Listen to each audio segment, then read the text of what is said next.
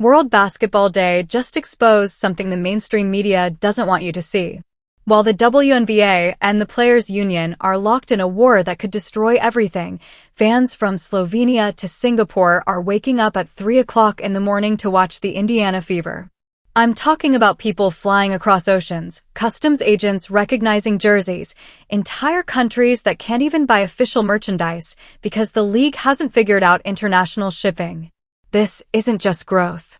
This is a once-in-a-generation explosion that's being completely mismanaged, and if you think I'm exaggerating, wait until you see what fans posted yesterday.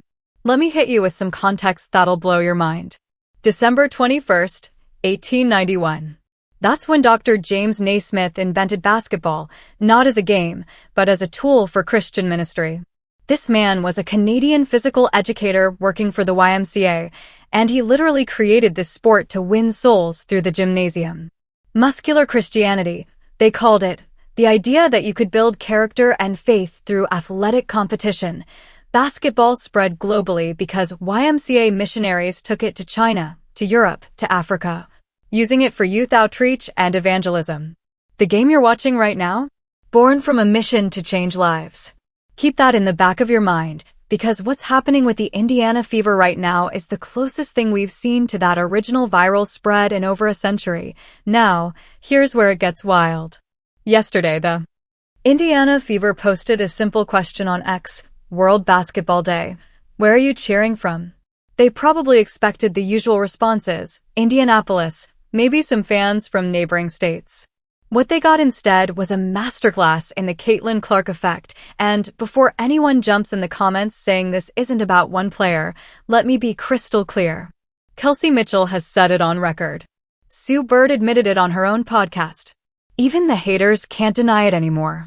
Caitlin Clark brought an unprecedented wave of fans to the WNBA, and the Indiana Fever became ground zero for a global phenomenon. The responses started rolling in, and they didn't stop. New York, Minneapolis, South Carolina. Pretty standard, right? Then it escalated. Milan, Italy. Someone flew from Italy to New York City just to watch the Fever play the Liberty. Let that sink in, a transatlantic flight for a regular season WNBA game. Then Slovenia. A fan saying they watch every Fever game live, never having watched a full Lakers or Dallas game in their life, but they're locked in on Indiana. From Slovenia, the time zone difference alone is brutal, but they're doing it every single game. From Italy to New York City just to see the Fever play against the Liberty. That's big time. Here's where the league should be embarrassed.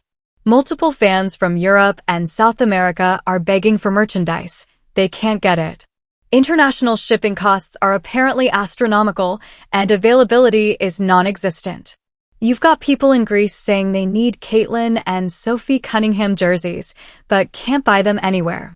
Fans in Chile, in Norway, in Rwanda, all facing the same problem. The demand is there, the money is ready to be spent, but the infrastructure is nowhere to be found. This is business incompetence at the highest level. You've got a gold mine of international interest, and you can't even fulfill jersey orders. Let me paint you a picture of just how deep this goes. Singapore. A fan posted they're waking up for 3 a.m. games with no problem, and they want the Fever to bring the whole team for an exhibition game because the NBA headquarters is right there in Southeast Asia. Think about that strategic opportunity. You've got built-in NBA infrastructure in Singapore, a wealthy market hungry for basketball content, and fans literally begging for access. Meanwhile, Auckland, New Zealand. Someone brought Fever fandom across the Pacific to Papua New Guinea for Christmas. This isn't casual interest. This is cultural penetration. This is the kind of organic growth that marketing teams spend millions trying to manufacture, and it's happening naturally because of one generational talent and the team around her. The Connecticut Sun game story is absolutely savage. A fan posted that they went to a Fever versus Sun game in Connecticut, Sun's home court, and there were more Indiana jerseys in the stands than Connecticut jerseys in Connecticut. That's not just an away crowd showing up. That's a complete takeover. That's visiting fans outnumbering home fans in their own arena. If that doesn't tell you everything you need to know about the shift happening in women's basketball, nothing will, and it's not just international. Oahu, Hawaii. A fan said they have no professional sports teams to root for locally, so at least they've got Caitlin and the Fever. That's filling a void that's becoming someone's primary sports identity. Washington, Illinois. A mom wrote that Caitlin brought her to watch college basketball. She followed to the WNBA, and now she adores the entire Fever roster. That's the pipeline college sensation to professional team loyalty. That's exactly what every sports league dreams of, and it's happening in real time for women's basketball. I'm from and live in Oahu in Hawaii. No professional sports teams to our name, so at least I got me CC and the Fever. Wow. Check this out. Watching the Fever from Norway. Isn't that beautiful? Let's talk about the diversity of this fan base, because it completely destroys the narrative that women's basketball only appeals to one demographic. You've got fans posting from Germany, France, the UK, Canada, Nigeria, South Africa, Argentina, Chile, different continents, different cultures, different time zones, all united by one team. The photos fans are posting show young kids in Fever gear, elderly fans holding up jerseys, families traveling together to away games, even a dog wearing a Caitlin Clark number 22 shirt. This is multi-generational, international, and rapidly growing. One fan in Chicago, deep in Sky territory, said friendships have been strained, but they're maintaining their high fever. That's the kind of sports passion that drives rivalries, merchandise sales, and long-term engagement. Another fan rolled through Canadian customs wearing a Caitlin shirt, and the customs agent was also a fan. That's cultural penetration. When border security recognizes your jersey, you've transcended sports. You've become a movement. Now, here's the reality check moment. Sue Bird herself said that in years to come, colleges will probably study this moment. Students will analyze how Caitlin Clark blew up the WNBA literally overnight. And she's right.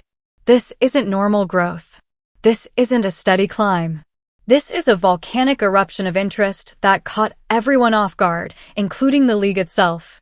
The difference between figuratively and literally matters here, because we're not exaggerating. Attendance numbers, viewership ratings, merchandise sales, social media engagement, every single metric exploded in one season. That doesn't happen. Except it just did, and this is why the current WNBA situation is so frustrating. You have this once-in-a-lifetime momentum. Fans are watching from Rwanda, from Papua New Guinea, from countries where basketball isn't even a top 3 sport. They're setting alarms for 3 a.m. tip-offs. They're spending thousands of dollars on international flights. They're begging to give you money for jerseys and merchandise, and what's happening behind the scenes? A labor dispute that could derail everything. The WNBA and the Players' Union need to understand what's at stake here. This isn't just about salaries and revenue splits. This is about capitalizing on a moment that may never come again. Caitlin Clark has said repeatedly that this is the greatest moment for women's basketball, and she's not wrong. But the greatest moment means nothing if the infrastructure collapses.